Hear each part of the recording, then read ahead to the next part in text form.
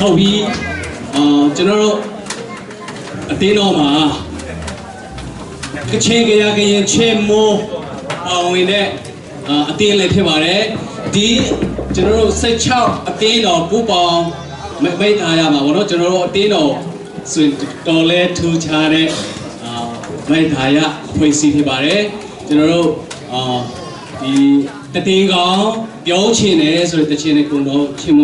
ချင်းနဲ့ပေါင်းချင်ပါတယ်